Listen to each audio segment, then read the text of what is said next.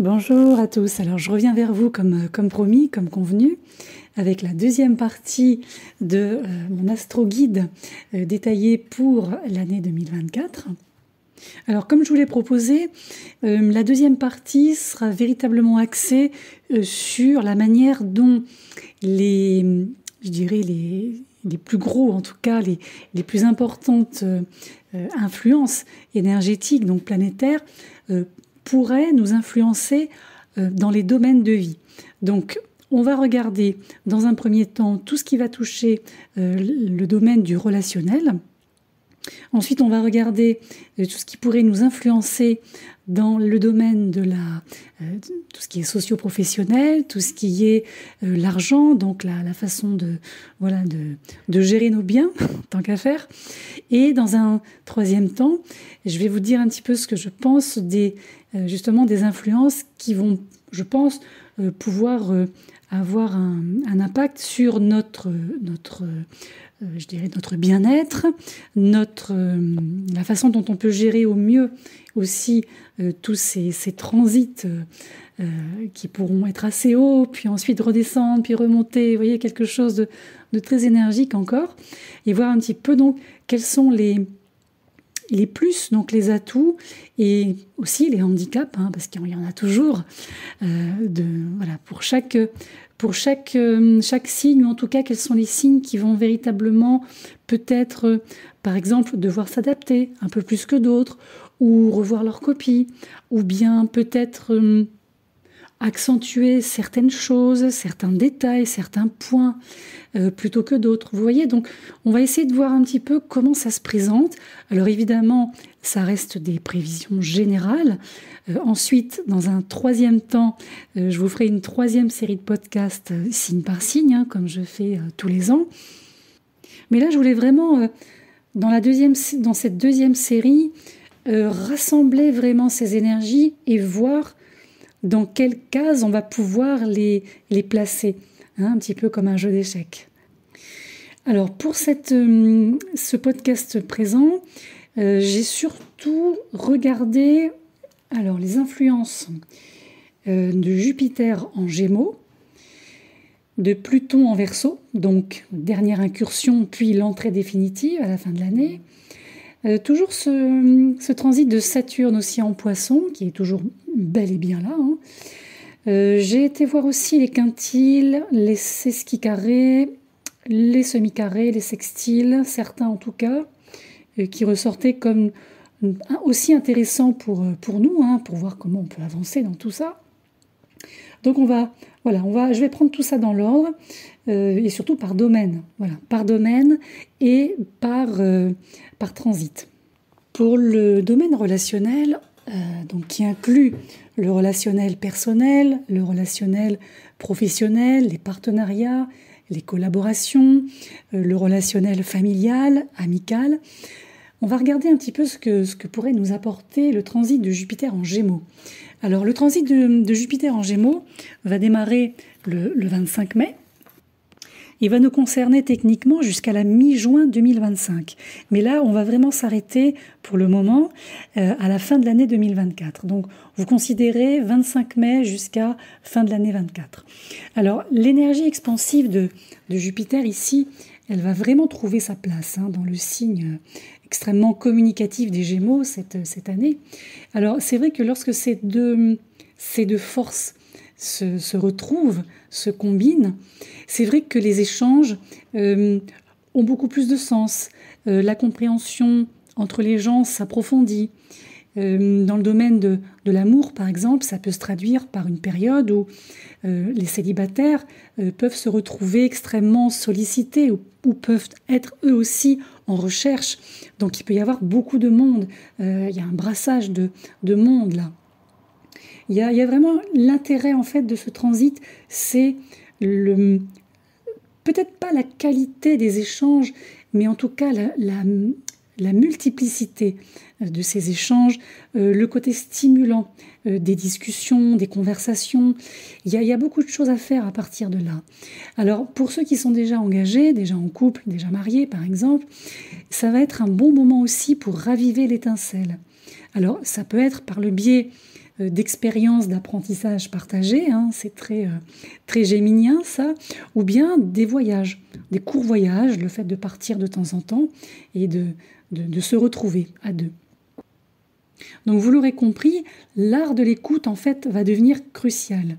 Il va falloir faire attention à ce qu'on vous dit, il va falloir faire attention à ce que vous dites, il va falloir bien employer les mots, faire attention aussi à ce qu'on écrit, à ce qu'on reçoit, vous voyez ce genre de choses. Donc les signes qui vont être particulièrement influencés par ce transit comprennent en fait le signe des Gémeaux, hein, dont les natifs pourraient effectivement ressentir un désir accru de partenariat. Alors partenariat dans tous les sens du mot, hein, bien sûr. On va aussi avoir la Vierge. Alors la Vierge, elle sera, je pense, encouragée à communiquer ce qu'elle ressent beaucoup plus ouvertement. Voilà, il va falloir un peu lâcher les rênes, hein, les Vierges. Je trouve aussi que le Capricorne, je pense que le Capricorne peut trouver un bel équilibre aussi entre le travail et l'amour. Donc ça, c'est bien, parce que c'est vrai que les Capricornes, vous avez beaucoup cravaché ces dernières années, hein, sur le plan professionnel. Et le signe de la Balance, qui sont en train, je pense, de découvrir de nouvelles facettes dans leur relation, au sein de la dynamique relationnelle. Ensuite, on va passer à Pluton, l'influence de Pluton, qui peut être aussi intéressante sur le plan relationnel. Hein. On peut penser que non, parce qu'on se dit, bon, Pluton, c'est très... ou c'est très matériel, ou c'est très insaisissable, au sens, il faut aller chercher très en profondeur et faire uniquement un travail sur plein de choses. Pas forcément. Alors, Pluton en Verseau, on va le retrouver du 20 janvier au 1er septembre. Ensuite, à partir du 1er septembre, il va repasser une toute dernière fois au 29e degré du Capricorne, pour ensuite repasser directement dans le signe du Verseau et définitivement à partir du 19 novembre.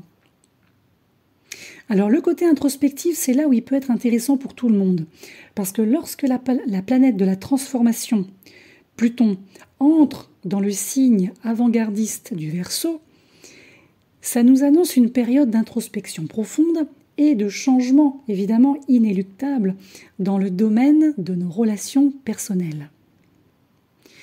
Et par extension, c'est vrai que historiquement, de tels transits, quand on remonte donc à la dernière période de Pluton Verseau, hein, qui remonte à la Révolution française, c'est vrai que ces transits ont conduit aussi à des changements extrêmement profonds sur le plan sociétal, hein, en lien avec nos relations et aussi la manière dont on traite l'autre, la manière dont on est traité. Donc ça pourrait signifier, on verra dans les faits comment ça se passe, mais ça pourrait signifier peut-être une compréhension, une connexion plus profonde avec nos semblables. En tout cas, croisons les doigts, espérons-le. Je pense aussi que pour certains, j'ose pas dire pour beaucoup, parce qu'on n'y est pas encore, donc là ce ne sont que des prémices et des hypothèses, mais c'est vrai que pour certaines personnes, ce transit va signifier une véritable libération des normes relationnelles traditionnelles. Donc par exemple, pour le signe du Verseau, évidemment, vous serez extrêmement encouragé à prendre, j'ai envie de dire, en charge et entre les mains votre dynamique relationnelle unique, sans plus vous faire influencer par telle ou telle personne, tel ou tel environnement. Là vraiment c'est vous qui reprenez votre pouvoir sur vous-même, les Verseaux, Soleil Verseau, Ascendant Verseau, Vénus Verseau, Lune Verseau. Pour le Taureau, alors là c'est intéressant pour le Taureau parce que le Taureau pourrait se retrouver à redéfinir ce que signifie l'engagement. Pour vous les Taureaux, qu'est-ce que signifie la notion d'engagement? Et là je pense que dans les 20 prochaines années, c'est quelque chose qui va effectivement un petit peu changer de couleur. Pour le Lion, alors toujours on va garder l'axe des signes fixes, le Lion il pourrait être prêt à, je dirais, ou prêt ou être poussé à, tout dépend, même chose, je dirais, l'environnement dans lequel vous êtes et dans lequel vous serez. Je pense à explorer des configurations relationnelles non conventionnelles. Tenter des choses qui n'ont jamais été tentées avant. Et le Scorpion aussi, parce que ça ressort de manière assez forte, le Scorpion, je pense, devrait être enfin prêt pour faire face et pour vivre aussi des révélations émotionnelles très intenses. Donc je pense que pour les signes fixes, ça va être de toute façon un peu le branle-bas de combat, mais pour moi c'est quelque chose qui est positif. Vous voyez, avec Pluton, moi je dis toujours, il faut jamais, jamais, jamais bloquer la porte. Parce que si vous bloquez la porte, vous vous retournez pour espérer repartir en arrière, mais repartir en arrière avec Pluton, c'est pas possible. Donc le mieux, c'est de laisser faire, voyez ce qui se présente, laissez venir, comme on dit, et après vous vous adapterez au fur et à mesure. Alors après, on a Saturne en Poisson. Alors Saturne en Poisson, on l'a toujours tout au long de l'année 2024, il n'est pas encore sorti. Alors Saturne ici, dans la sphère très onirique des poissons, vient en fait apporter un mélange de réalité et de fantasme, de projection. Et c'est vrai que ce transit s'accompagne souvent d'un besoin ou d'une envie d'enraciner nos relations. C'est-à-dire qu'avec Saturne Poisson, j'en ai beaucoup parlé dans plusieurs podcasts précédents, ici c'est un petit peu comme si on nous disait, voilà, maintenant vous avez la possibilité de renforcer ou de donner un aspect solide à vos rêves, vos envies, encore une fois, vos projections, pourquoi pas, et de tenter d'en faire une réalité, de transformer tout ça en une réalité. Après, tout ce qui va être envie, fantasme, projection, je reprends les mêmes termes, romantique, un peu éphémère, ça va être le moment pour vous d'évaluer leur viabilité, tout simplement, voir si ça peut effectivement être, concrétisé ou pas. Alors évidemment, les relations qui reposent sur des fondations fragiles risquent d'être confrontées à des défis, forcément des challenges, des remises en question, mais celles par contre qui sont fondées sur la compréhension et la confiance vont s'approfondir, vont, j'ai presque envie de dire, prospérer. Alors ici j'ai relevé 1, 2, 4 signes qui m'ont sauté aux yeux dans l'analyse. Alors déjà les poissons, évidemment, je pense que les poissons, vous serez poussés à fixer des limites. Vous serez incités à fixer des limites, ce qui n'est pas toujours simple pour vous, parce que vous êtes très empathique, vous ouvrez la porte à beaucoup de monde, et après vous vous retrouvez souvent un petit peu à faire l'éponge et à faire le tampon avec les émotions et les situations externes. Donc peut-être qu'il va falloir fixer des limites, en tout cas certaines limites. On a ensuite le Bélier qui pourrait, je pense, se retrouver dans une recherche de connexion spirituelle en amour, ce qui n'est pas forcément votre tasse de thé initialement, mais là, c'est peut-être par le biais de nouvelles rencontres. On verra dans le signe par signe comment ça se présente de manière détaillée, mais en tout cas, il y a une atmosphère de spiritualité un peu nouvelle qui peut... qui peut s'accrocher à votre domaine amoureux. Il y a une sorte d'arrimage comme ça. Pour le signe du Cancer aussi, j'avais noté que là, vous serez très probablement incité à définir ou redéfinir clairement ce que vous souhaitez sur le plan relationnel. Un petit peu comme les poissons. Donc, fixer des limites, oui. Si elles sont déjà fixées, ce sera peut-être davantage sur le plan du qui, quoi, comment, jusqu'où, dans quel contexte. Vous voyez, redéfinir un petit peu le paysage relationnel, mais à l'intérieur du cadre. Et le Sagittaire aussi, j'avais remarqué qu'il y avait une notion de réconfort, l'envie peut-être ou la nécessité de trouver ou retrouver du réconfort, mais dans des connexions qui sont des connexions profondes, des connexions où on va retrouver des émotions, pas des connexions superficielles, légères, des gens qui passent, ou que du business, ou ci ou ça. Là, il y a besoin de réconfort. Voilà, c'est vraiment ce qui m'a un peu sauté aux yeux la dernière fois. Après, pour tout le monde, on va prendre en compte 4 aspects en semi-carré. Alors, les semi-carrés, qu'est-ce que c'est? Un semi-carré, c'est en fait 45 degrés, donc d'aspect, hein, pour être clair. Donc, ça correspond à un signe et demi. Ici, le semi-carré, si vous voulez, c'est un aspect mineur, donc c'est pas forcément ça qui va changer nos vies, hein, évidemment. Mais c'est plutôt, moi je trouve que c'est un aspect qui peut être un peu comme un plus, un peu comme non pas comme une mise en garde, mais un peu comme une sorte de prévention. Alors, on va en avoir 4 cette année, le 15 janvier, le 3 mars, le 6 mai et le 1er juillet. Alors, c'est vrai que les semi-carrés, ça fait allusion aussi à des tensions sous-jacentes, hein. C'est un petit peu comme un pré-carré, puisque le carré fait 90 degrés, donc semi-carré x 2. C'est en fait la manière dont finalement la vie nous pousse à résoudre les problèmes sous-jacents. Alors le 3 mars par exemple, on va avoir un semi-carré entre Jupiter et Neptune. Donc là on peut avoir une sorte de va-et-vient entre de l'optimisme avec Jupiter et une forme d'illusion avec Neptune. Alors je prends spécifiquement ce semi-carré-là parce que il va faire écho justement à ce domaine relationnel, donc le contexte des relations. Donc ça peut signifier à ce moment-là le fait de naviguer dans des malentendus ou bien faire face à peut-être des projections, encore une fois, ou des idées qui ne sont pas forcément la réalité en lien avec un partenaire. Donc ici, c'est véritablement un appel à s'ancrer, hein, chacun, et surtout à faire la différence entre ce qui va être réel et ce qui ne va être qu'un mirage.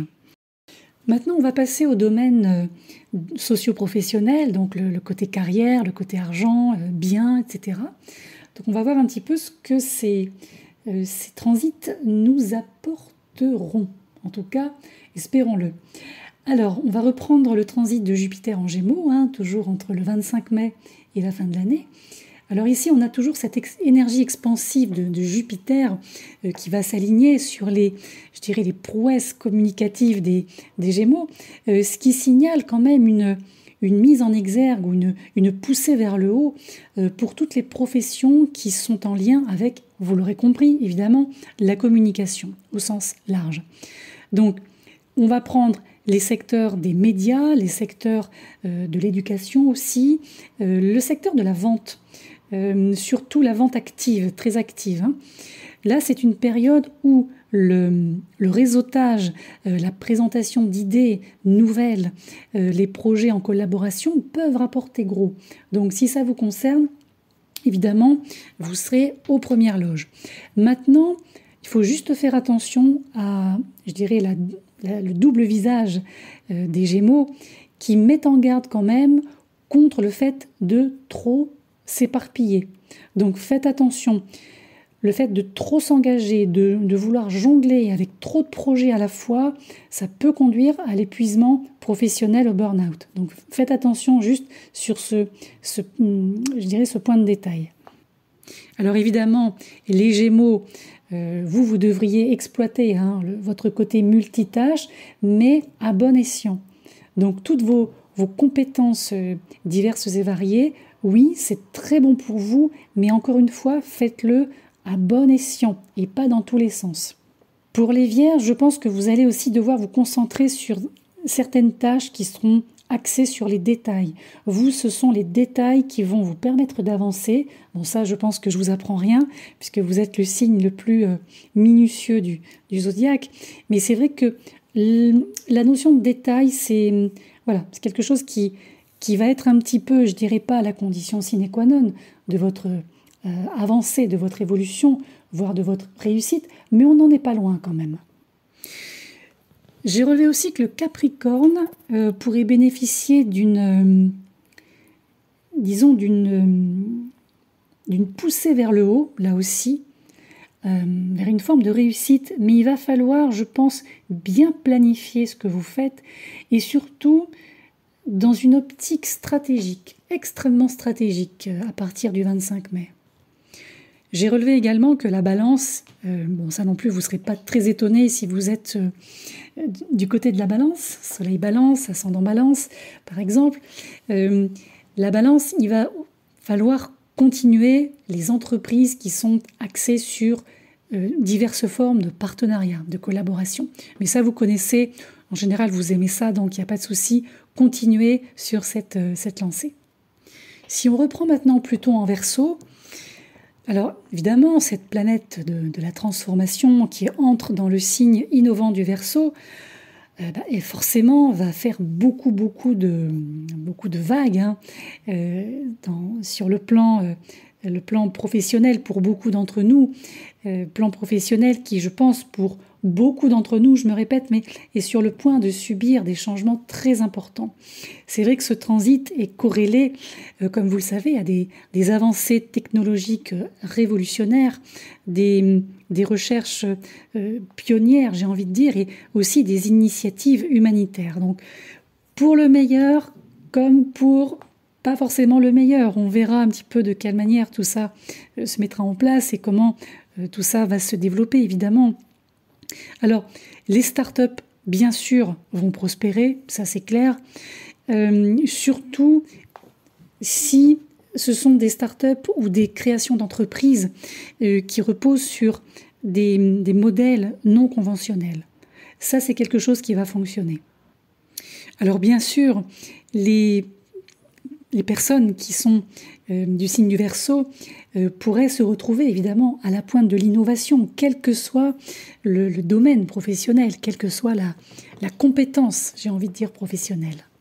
On a aussi le Taureau qui devrait s'ouvrir peut-être davantage ou s'adapter davantage aux nouvelles technologies, en tout cas à celles que l'on a déjà aujourd'hui et celles qui vont se présenter dans les prochaines années. Le Lion, c'est un petit peu le même topo que le Taureau, c'est-à-dire que le Lion pourrait être aussi à la pointe de certaines solutions technologiques créatives. Donc le Lion, il ne faudra pas hésiter, je pense, à mixer créativité et nouvelles technologies. Et pour le Scorpion, alors ce qui ressort, c'est que c'est comme si en fait il allait y avoir une volonté de plonger en fait en profondeur dans, par exemple, de la recherche, du développement. Pour vous, le Scorpion, moins vous resterez en surface, plus vous allez, j'ai failli dire vous éclater dans le travail, mais vous épanouir en fait dans le travail. Il y a une véritable envie d'aller chercher, d'aller creuser. Et ça, c'est intéressant parce que d'une certaine façon, les technologies nouvelles vont pouvoir vous être très utiles là. Ensuite, on va reprendre Saturne en Poisson, qui va nous apporter un petit plus pour d'autres types de métiers, d'autres types de corps de métier. Donc, Saturne, très discipliné, dans le signe très intuitif des Poissons, ça va nous donner un mélange de pragmatisme et d'intuition, ça vous l'aurez compris. Donc c'est un transit qui va favoriser les professions qui sont en lien avec les arts, la spiritualité et toutes les formes de thérapeutique, de guérison, etc. Mais avec Saturne, comme vous le savez, on a toujours ce petit rappel qui vient nous dire que, attention, le succès, c'est pas tout de suite maintenant. Le succès vient avec de la persévérance et avec de la patience. Saturne, c'est en résonance avec le Capricorne, donc on prend son temps, on développe les choses pour avoir un but en optique. Donc, même si les résultats immédiats peuvent sembler insaisissables, évidemment, je dirais que les gains, les fruits à long terme sont extrêmement prometteurs ici. Donc, par exemple, pour les poissons, il va falloir faire confiance à votre intuition. Donc, normalement, vous le faites déjà, mais peut-être un peu plus que d'habitude. Le Bélier aussi. Le Bélier pourrait réussir dans des activités ou des entreprises à caractère spirituel. C'est pas impossible aussi, là. Le signe du Cancer peut tirer énormément de bénéfices Quand je dis bénéfice, c'est pas que de l'argent, hein, on s'est compris. On peut tirer beaucoup de bénéfices avec des professions thérapeutiques, par exemple. Et le Sagittaire, alors je vais reprendre le Sagittaire sur la fin, là. J'ai envie de dire le Sagittaire, quel que soit votre métier, quel que soit votre projet professionnel, concentrez-vous surtout sur des objectifs à long terme. Ne visez pas du one-shot. Alors j'ai aussi repris des aspects mineurs, alors notamment des quintiles. Alors les quintiles, on prend à peu près 72 degrés hein, entre les signes. C'est un aspect qui est très positif. En fait, les quintiles sont en général liés à des talents uniques, des compétences latentes aussi, qui attendent d'être exploitées. Alors, on va en avoir plusieurs là dans l'année. On va en avoir un le 6 février, le 28 mai, le 18 juillet, le 20 septembre et le 27 novembre. Alors, le 6 février, le 20 septembre et le 27 novembre, on va retrouver un quintile entre Uranus et Saturne. Et là, c'est particulièrement intéressant parce que ici, on a l'énergie structurée et disciplinée de Saturne qui va rencontrer l'esprit ou l'action révolutionnaire d'Uranus. Alors ici, ce sera véritablement une période où le fait de sortir des sentiers battus pour tout le monde pourrait bien être la clé, une forme de solution pour avancer, pour évoluer dans le domaine professionnel. Et ça ne veut pas dire, vous l'aurez compris, remballer tout ce qui est saturnien. Bien au contraire, ici, la période est propice à pouvoir quelque part injecter des solutions innovantes, poser des solutions innovantes sur des situations ou sur des projets qui ont déjà des fondations extrêmement solides. Vous voyez ? Il va être question, je pense, d'adapter le fond, Saturne, à la forme, Uranus. Alors j'ai relevé aussi 2 sesquis carrés. Alors des sesquis carrés, qu'est-ce que c'est ? En fait, c'est un angle de 135 degrés qui est un peu, si vous voulez, la combinaison entre un semi-carré, 45 degrés, et un carré classique, tel qu'on le connaît en astrologie, qui nous fait du 90 degrés. Donc, semi-carré plus carré, sesquis carré.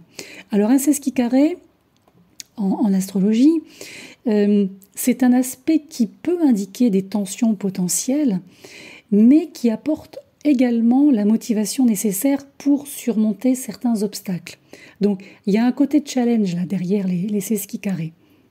On va en avoir 2 cette année entre Jupiter et Pluton. Le premier, ce sera le 7 août et le deuxième, ce sera le 13 décembre.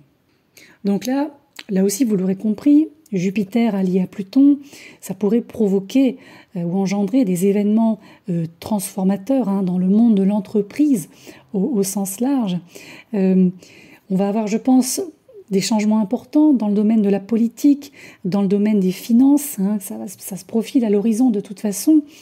Et en fait, ce que propose ou ce que vient nous souffler ces 2 sesquis carrés, c'est non pas une mise en garde, mais plutôt là aussi une prévention pour les gens qui travaillent de vraiment être adaptables, d'être résilients et surtout d'être prêts à naviguer dans les eaux un peu tumultueuses quand même et surtout très changeantes. On peut les considérer, ces 2 sesquis carrés, comme, si vous voulez, la barre, vous savez, sur un bateau, ce qui vous permettra de naviguer dans la bonne direction. Et pour le côté bien-être, santé et atout, handicap, on va aussi regarder donc Jupiter en Gémeaux. On va reprendre ce fameux transit qui démarre le 25 mai.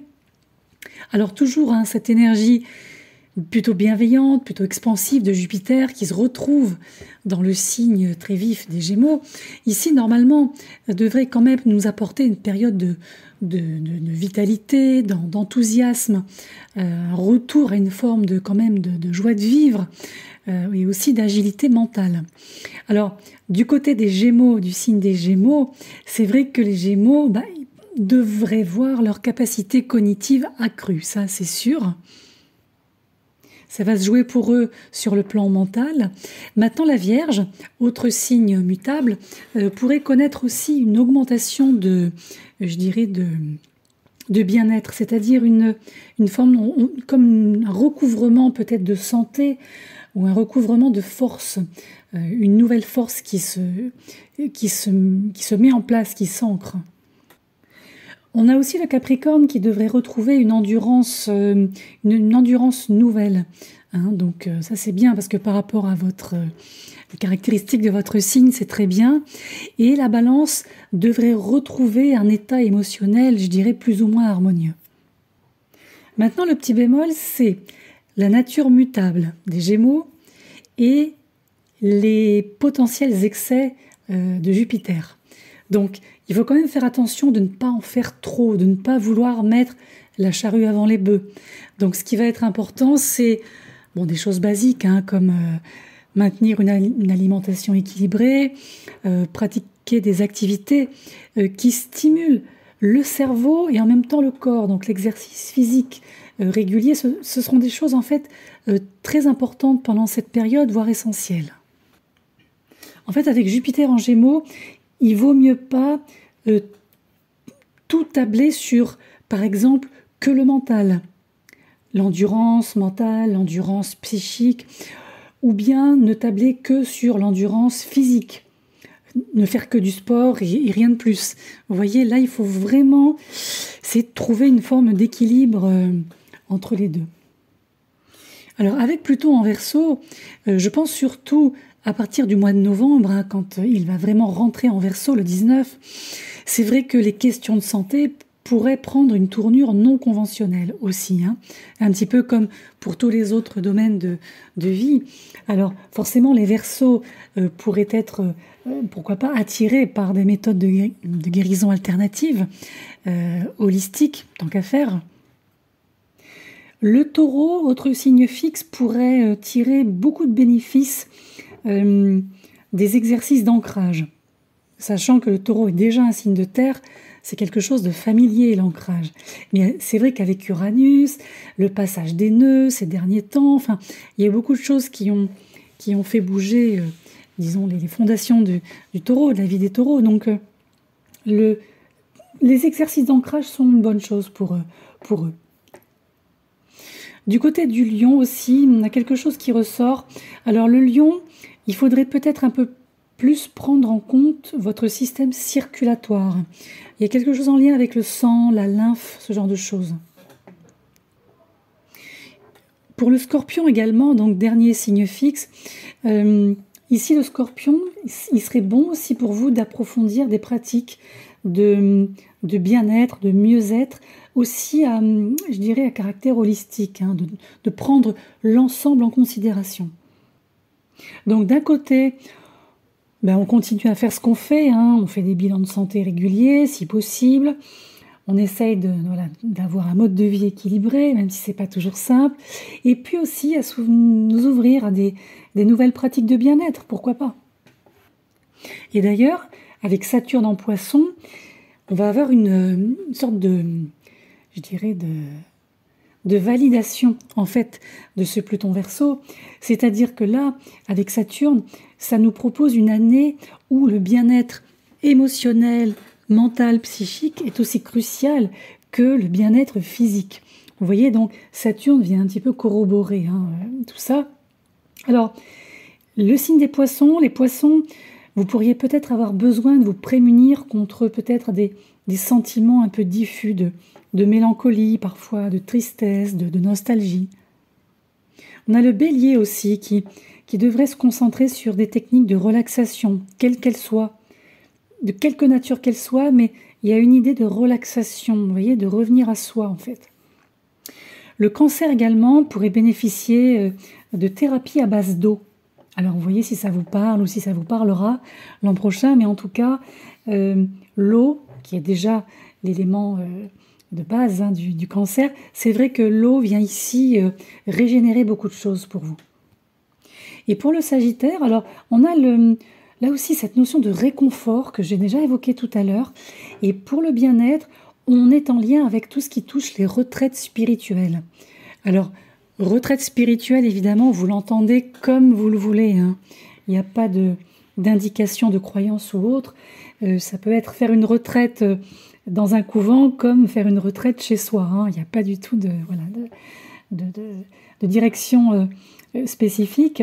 Mais en tout cas, pour tous les signes, je pense que l'intégration de pratiques spirituelles, de méditation, de repos aussi, et de discipline au quotidien, tout ça, ça pourra nous offrir une forme de, je vais reprendre le terme, de réconfort et aussi de force dans les moments difficiles. Alors pour finir, on a également 3 sextiles qui vont être intéressants pour nous cette année.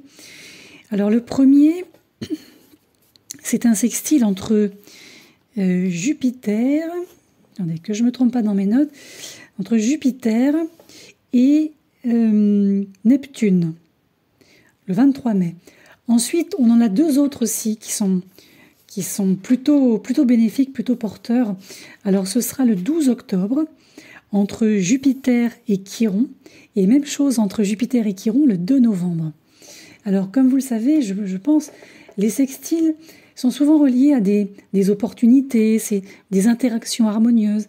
Et là, justement, qu'on ait une combinaison entre Jupiter, Chiron et Neptune, d'une façon ou d'une autre, montre qu'on a une période où la guérison, à la fois physique, émotionnelle, peut être profonde.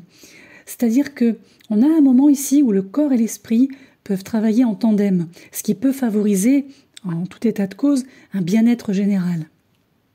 Donc le fait de vous engager ou de poursuivre des pratiques thérapeutiques, de rechercher une forme de croissance spirituelle et de puiser aussi dans vos capacités de guérison, vos propres ressources en fait personnelles, ça pourrait être particulièrement bénéfique pour vous tous.